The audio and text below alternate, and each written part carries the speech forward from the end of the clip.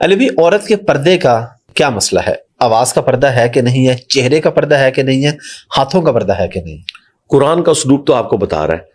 امہات المومنین کو کہا گیا ہے کہ آپ نے سورۃ الاحزاب سورہ نور پڑھ کے دیکھیں، آپ نے اس طریقے سے لچھے دار انداز میں گفتگو بھی نہیں کرنی. پردے میں بھی جو لوگ عورتوں کے اس طرح کے پردے کے قائل نہیں، وہ امہات المومنین کے پردے کے قائل ہیں. قرآن میں آیا کہ وہ جو تمہاری مائیں ہیں انہوں نے بھی اپنے بچوں کے ساتھ جو آنری طور پر النبی اولی بالمؤمنین من انفسہم وازواجہم امہاتہم، لچھے والے انداز کے اندر، لچھے دار انداز میں گفتگو نہیں کرنی. کہیں کسی کے دل کا روگ کوئی ایکٹیویٹی پرفارم نہ کرے. کس کے ساتھ؟ ماں کے ساتھ، جو آنری طور پر ماں ہے. بالکل. تو باقی تو پھر شاہی کوئی نہیں نا.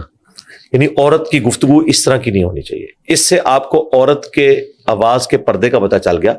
ہم نہیں کہتے کہ عورت مرد سے گفتگو نہیں کر سکتی. یعنی عورتیں جب بازار جاتی ہیں سودا صرف لینے کے لیے تو مردوں سے گفتگو کرتی ہیں، بالکل جائز ہے، کر سکتی ہیں، لیکن لچھے دار انداز میں نہیں ہوگی، ایسے انداز میں نہیں ہوگی جس میں ان کی آواز کی اٹریکشن کی طرف وہ ہوں. لیکن یہاں دیکھنے کو یہی آیا ہے کہ عورتیں اپنے خامنوں، اپنی نندوں، ساسوں کی شکایتیں دکانداروں کو جا کے کر رہی ہوتی ہیں، اور دکاندار بھی بےچارے ایک ایک گھنٹہ بیٹھ کے ان کی گپیں سنتے ہیں، حالانکہ انہیں کوئی غرض نہیں ہوتا، اور پھر اسی سے معاملات آگے چلنا شروع ہوتے ہیں.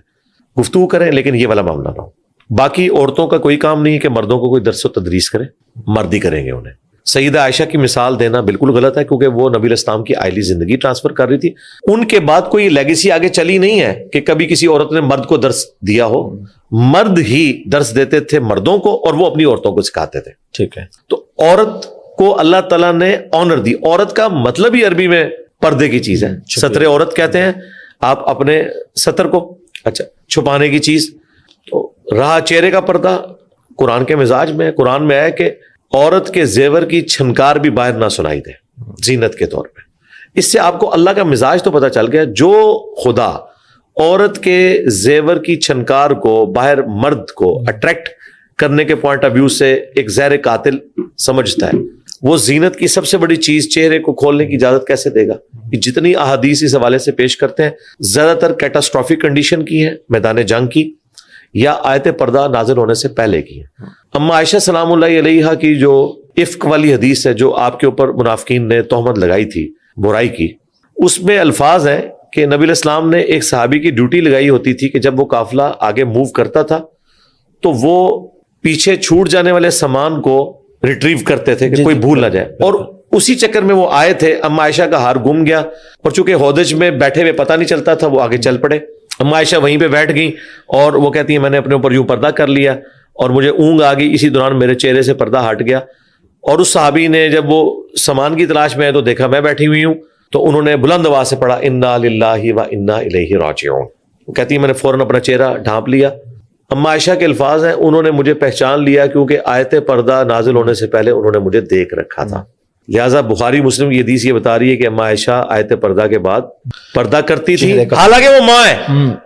پوائنٹ ٹو بی نوٹڈ، ماں ہو کر جن کے ساتھ نکاح ہمیشہ کے لیے بین کر دیا ہے. قرآن میں سورۃ الاحزاب میں ہے کہ اللہ کے نزدیک بہت بڑا جرم ہے کہ نبی کی وفات کے بعد ان کی بیویوں سے کوئی شادی کی کوشش کرے، یہ امت کی ماں ہے. اچھا، اور پھر دیکھیں اس مرد کو اللہ نے کیا آنر دی.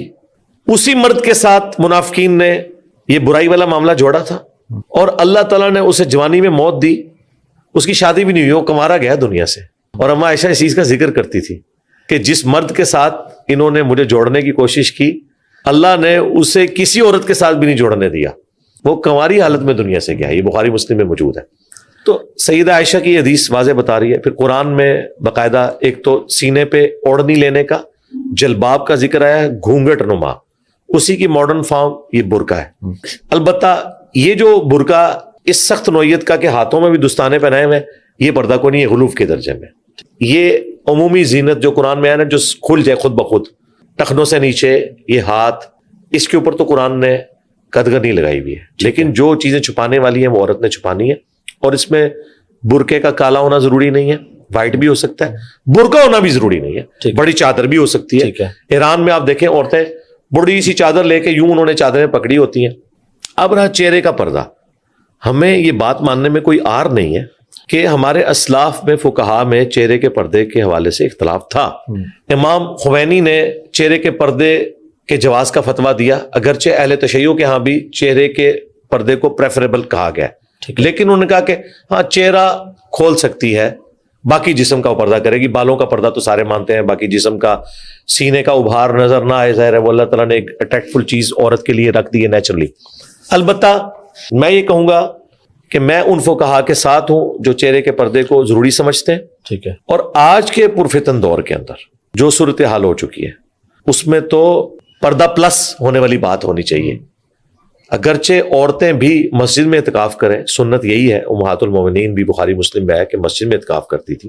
لیکن اب یہ جو پرفتن دور ہے جس کے اندر CCTV کیمرے لگے ہوئے ہیں, سیکیورٹی نہیں ہے ہمارے ملکوں میں. میں یورپ, امریکہ یا ہرمین کی بات نہیں کر رہا, وہاں تو عورتیں ضرور کریں, وہ علیحدہ پورشن بنا ہوا ہے. لیکن یہاں پہ جو لوگوں کی ویڈیوز بھی لیک ہو جاتی ہیں, عورتیں ہی عورتوں کی ویڈیوز بنا کے لیک کر دیتی ہیں. عورتوں نے اگر جمعے کی نماز کے لیے بھی مسجد میں جانا ہے وہ پردے کا اہتمام کریں, عورتوں کے سامنے بھی نہ کھلے. یہ ڈاکٹر فرحت ہاشمی, وہ عورتوں کے سامنے بھی اپنا نقاب نہیں کھولتی جی, الا ماشاء اللہ.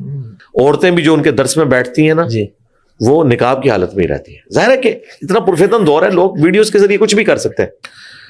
بہرحال جو اس طرح کے ڈومیننٹ ہیں ان کو تو زیادہ احتیاط کی ضرورت ہے. رہا عام عورتوں کو, ٹھیک ہے, وہ چہرے کے پردے میں ان کی ایک حیا والا معاملہ ہے. رہا لوگوں کی نظر اور یہ کہنا کہ پردہ چہرے کا جو آپ کروا رہے ہیں پردے تو دل کی کیفیت کا نام ہے. میں مانتا ہوں کہ کئی لوگ ایسے ہیں کہ نہ وہ برقع دیکھتے ہیں, نہ چہرہ کھلا ہوا دیکھتے ہیں, نہ وہ نقاب والا دیکھتے ہیں. انہوں نے بد نگاہی کرنی ہی کرنی ہوتی ہے, اور جنہوں نے نہیں کرنی انہوں نے نہیں کرنی. لیکن ایک مسلمان عورت کی شان اسی میں ہے. میں آپ کو بتاؤں, کچھ عرصہ پہلے, بلکہ اب تو کئی سال ہو چکے ہیں, CNN کے اوپر ایک ڈیبیٹ چل رہی تھی پردے کی. ایک عرب عورت بیٹھی ہوئی تھی, بال کھولے ہوئے, دوسری طرف ایک فرینچ میکینیکل انجینئر, میری بھی انجینئرنگ میکینیکل میں, اس نے پورا حجاب کیا ہوا تھا, بلیک کلر کا نقاب, سب کچھ. وہ پردے کے حق میں دلائل دے رہی تھی, اور وہ عورت تھی جو نیو مسلم تھی, فرینچ, اور یہ نسل مسلمان ہے, جو کچھ بھی ہے تیرے محبوب کی امت سے. یہ بال کھول کے تو کہہ رہی تھی کہ اسلام میں چہرے کا پردہ کوئی نہیں ہے. نان مسلم اگر تحقیق کر کے اسلام میں آیا ہے تو اسے پتہ ہے کیا ہے. یوسف ایسٹس نے بڑی اچھی بات کی تھی کہ ایک نان مسلم کرسچن خاتون تھی, انہوں نے اسلام سٹڈی کیا اور انہوں نے کہا کہ یوسف میں اسلام قبول کرنا چاہتی ہوں, لیکن یہ جو پردے والا معاملہ ہے یہ میں نہیں کر سکتی.